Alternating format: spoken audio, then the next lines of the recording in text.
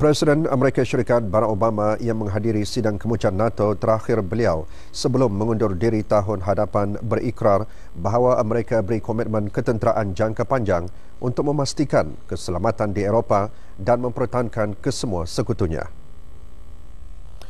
Tuan Obama berkata sekutu Barat telah bersetuju mengenai pengukuhan pertahanannya sejak Perang Dingin dengan mempersetujui untuk menghantar tentera di negara-negara Baltik dan Poland sebagai tindak balas terhadap rampasan Crimea oleh Rusia dari Ukraine. Tambahnya, dalam tempoh 70 tahun NATO, ini mungkin cabaran paling meluas pernah dihadapi, sekaligus termasuk keselamatan, kemanusiaan dan politik. Oleh itu, tegas beliau, Amerika tidak akan mengubah komitmennya terhadap keselamatan dan pertahanan Eropah. Ulasan Tuan Obama itu dibuat ketika seorang calon Presiden Amerika yang bertanding, Donald Trump, menggelar NATO sebagai usang yang mencadangkan sekutu Amerika untuk menjaga pertahanan mereka sendiri.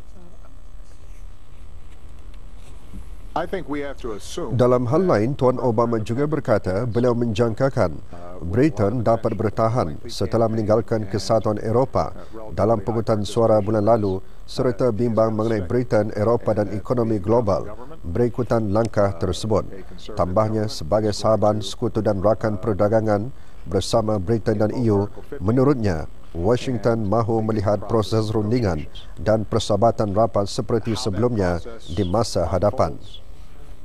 How the negotiations work, I think is going to be up to the parties involved. Dalam perkembangan lain, Setiausaha Agung NATO Jens Stoltenberg mengesahkan bahawa NATO akan mengambil lebih banyak pendekatan terus dalam memerangi kumpulan IS dengan memberikan latihan kepada pasukan keselamatan Iraq yang terlibat dalam pertempuran. Berucap semasa sidang media di sidang kemuncak, Tuan Stoltenberg menyatakan NATO memutuskan untuk mula melatih dan meningkatkan pertahanan di Iraq yang merupakan kunci bagi memerangi IS. Beliau mengetahui langkah NATO dan Kesatuan Eropah untuk menubuhkan hubungan pertahanan yang rapat untuk menghalang Rusia dan menentang IS di sempadan Eropah menunjukkan satu perpaduan selepas Britain mengundi untuk meninggalkan EU.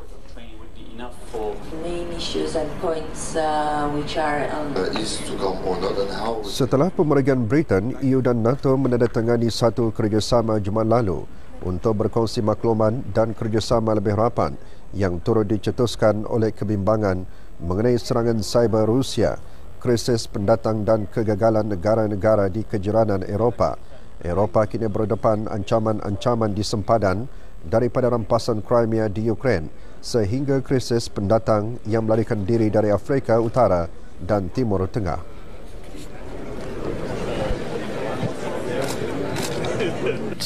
We just have to ask the media to leave the room. Sementara itu, dalam sidang sampingan sidang kemucan NATO di Warsaw, Menteri Luar Jerman Frank-Walter Steinmeier berkata kebimbangan mengenai negara-negara Baltik dan Poland diambil serius. Berucap kepada media, Tuan Steinmeier menjelaskan mereka tidak menginginkan satu perang dingin. Beliau menambah selain mengukuhkan kesediaan pertahanan, mereka juga mengharapkan dialog. Ini mencerminkan kenyataan akhir di mana rakan-rakan NATO sekali lagi menggariskan kepentingan perjanjian NATO-Rusia dan juga merujuk kepada sistem pertahanan peluru berpandu akan terus tidak menyasarkan Rusia. Terdahulu, para pemimpin NATO telah bersetuju untuk menghantar pasukan tentera ke negara-negara Baltik dan Timur Poland buat kali pertama dan meningkatkan pengawasan udara dan laut bagi meyakinkan negara-negara sekutu. In dem Abschlusskommuniqué, in dem die NATO-Partner zum Beispiel Tuan Steinmeier berkata NATO kini bergantung terhadap tindak balas Moskow terhadap kenyataan akhir itu dan bertindak sewajarnya. Estonia, Latvia, Lithuania dan Poland telah meminta satu kehadiran kekal NATO berikutan kebimbangan Moskow menggugat kestabilan kerajaan pro-Barat. Ketiga-tiga negara Baltik termasuk Ukraine merupakan bekas Republik Soviet yang meraih kemerdekaan apabila Kesatuan Soviet berpecah pada tahun 1991.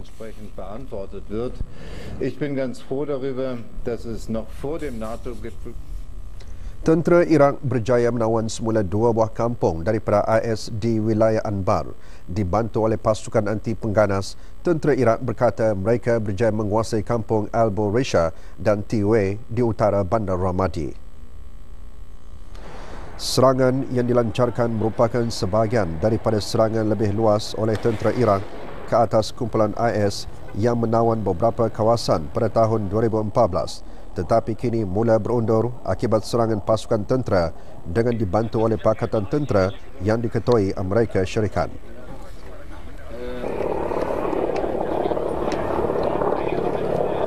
Kemarin, tentera Iraq dilihat bekerjasama dengan pejuang Syahir Syabi di Al-Buresha, Anbar, sebuah wilayah padang pasir yang menghubungkan Bandar Fallujah ke sempadan Syria. Kumpulan IS menawan Fallujah, bandaraya terbesar di wilayah Anbar pada Januari 2014, 6 bulan sebelum mereka mengisytiharkan kedaulatan di beberapa bahagian Syria dan Iraq.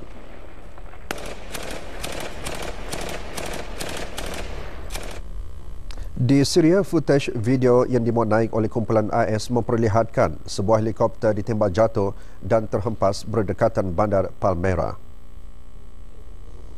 Agensi berita Interfax memetik ucapan Menteri Pertahanan Rusia dengan berkata, kumpulan IS menembak jatuh sebuah helikopter tentera berdekatan Palmyra, membunuh 2 orang juruterbang Rusia. Menurut Interfax, 2 juruterbang tersebut terlibat dalam serangan ke atas IS di Homs Jumaat lalu dan melarikan diri selepas kehabisan peluru. Tentera Rusia terlibat dalam konflik di Syria pada hujung tahun lalu membantu tentera Presiden Syria Bashar al-Assad. China dan Sri Lanka bincang pelbagai isu termasuk kawasan Laut China Selatan yang dipertikaikan. Di Turki, serangan bom kereta meragut 3 jiwa. Ikuti bahan-bahan tersebut dalam berita dunia selanjutnya selepas ini.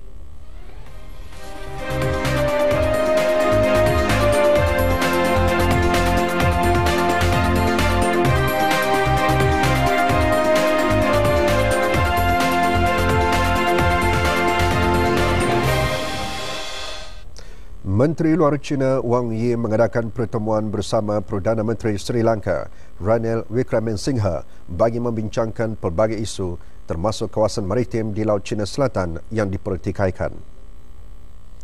Lawatan Tuan Wang di Colombo dibuat sebelum penilaian oleh Mahkamah Timbang Tara Antarabangsa minggu depan mengenai tuntutan China terhadap kawasan-kawasan Laut China Selatan.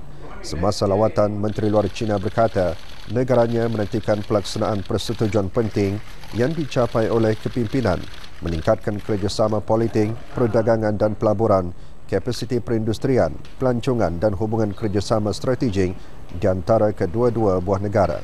China merupakan pelabur luar terbesar buat Sri Lanka.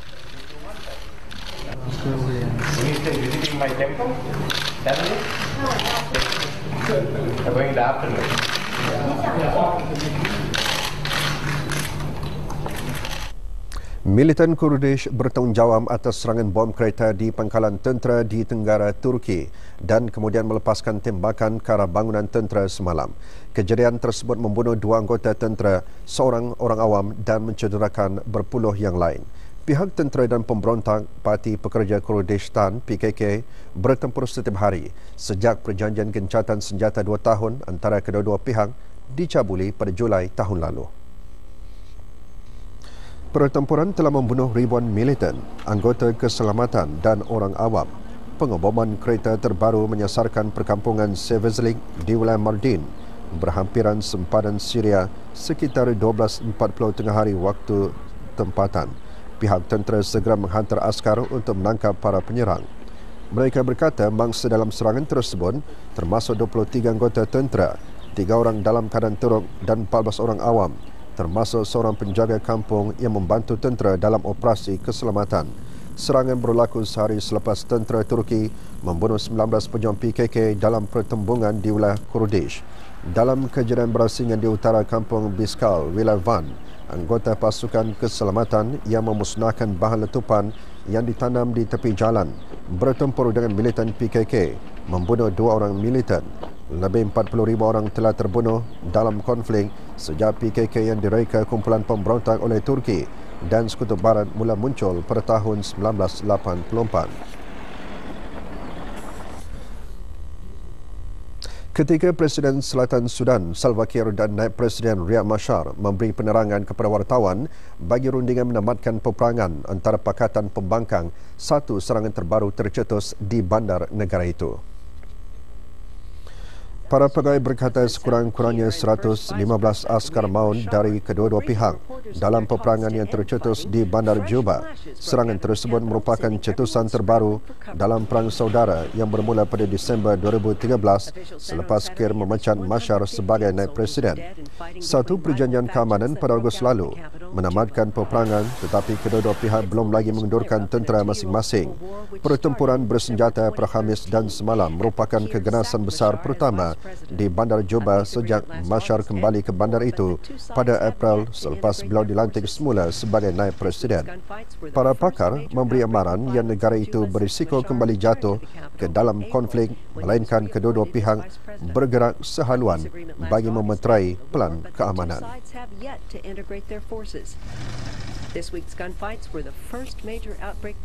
Taufan di Patak meninggalkan kesan kemusnahan dan kerosakan besar kepada kawasan penduduk selepas membadai wilayah Fujian Timur China kemarin. Menurut Biro Cuaca setempat, taufan pertama yang melanda tahun ini mula membadai bandar raya Shishi pada pukul 1.45 petang, membawa hujan lebat dan angin kencang selaju 100 km sejam. Rebot kencang membadai bandar Bandung pagi kemarin dan mencetuskan kejiran banjir dengan cepat setinggi 2 meter. Rakaman dari udara memperlihatkan kerosakan yang diakibatkan oleh air banjir yang menenggelamkan sebahagian permukaan jalan raya dan menyebabkan jambatan runtuh, meninggalkan ratusan kenderaan terkandas.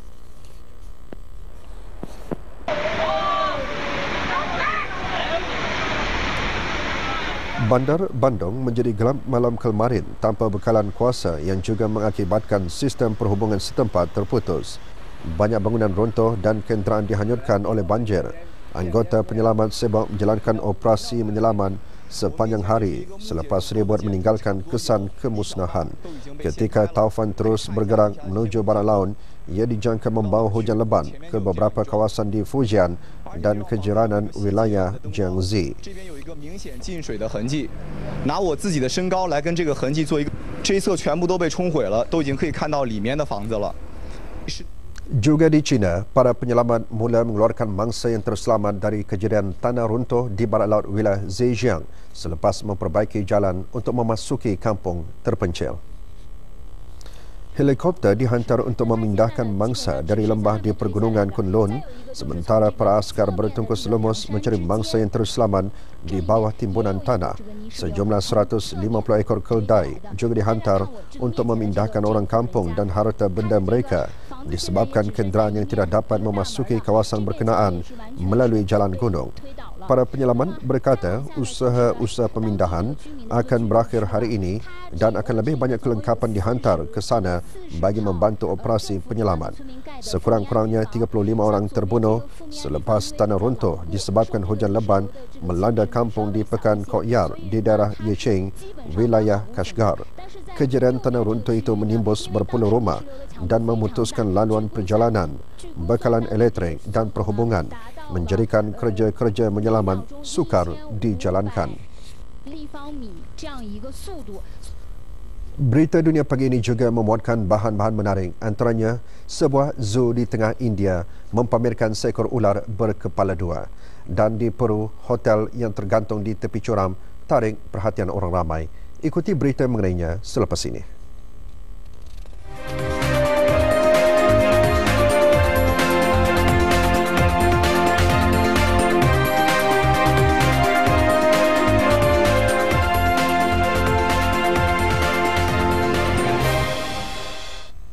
Seekor ular berkepala dua boleh ditemui di zoo yang terletak di tengah Chhattisgarh. Pihak berkuasa berkata ia satu pameran seekor ular yang jarang ditemui. Ular sepanjang 10 cm itu boleh dilihat berlegar di zoo Nandanvan. Pihak berkuasa kini menyimpan haiwan berkenaan di dalam sebuah tempat terpencil dan sedang dalam proses jangka panjang untuk kekal di dalam zoo terbabit.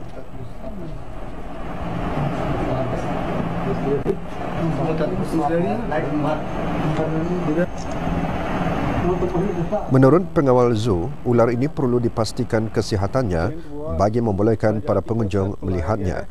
Ular ini merupakan spesies ular asli Asia Selatan termasuk India dan Pakistan.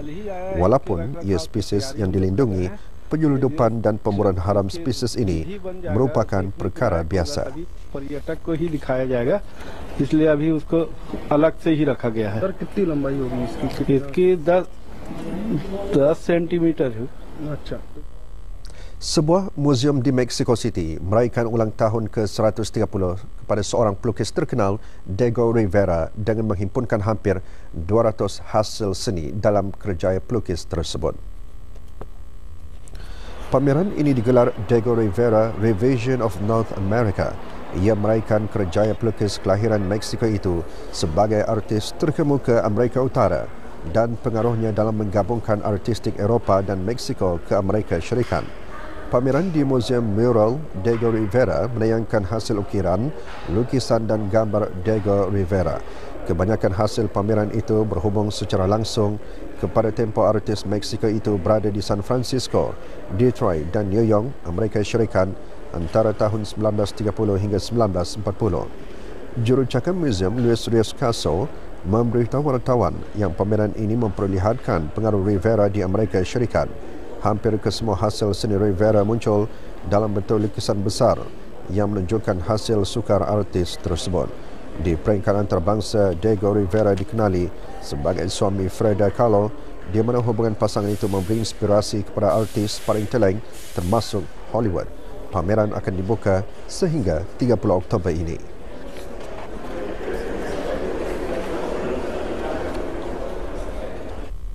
Orang ramai sering mengimpikan hidup dikelilingi alam semula jadi, namun hanya beberapa orang yang berani melakukannya dengan tidur tergantung di tepi curam. Gambar yang dipamerkan dalam talian baru-baru ini menunjukkan hotel kapsul di Cusco, Peru yang menarik banyak perhatian kepada pengunjung yang mencari keseronokan. Hotel tersebut terdiri dari kapsul kontainer yang bertindak sebagai bilik tergantung di tepi curam. Walaupun setiap bilik mempunyai keluasan 17 meter persegi, ia dilengkapi peralatan yang diperlukan termasuk pengalaman panorama. Namun bagi mereka yang mahu mengalami pengalaman unik ini, pengunjung perlu mendaki setinggi 400 meter untuk tiba ke hotel berkenaan.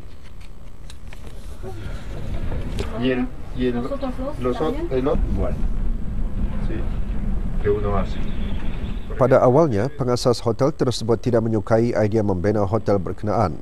Pengasas hotel itu berkata beliau dan rakannya termasuk isterinya sering bertengkar kerana idea itu tidak masuk akal. Namun beliau terus memegang idea tersebut dan mula mereka modal. Akhirnya mereka bersetuju dengan idea berkenaan. Dengan itu sekian berita dunia. Kami akan memuatkan lagi beberapa perkembangan dan pergolakan dunia menerusi berita dunia yang disiarkan pada pukul 4.35 petang nanti. Assalamualaikum warahmatullahi wabarakatuh.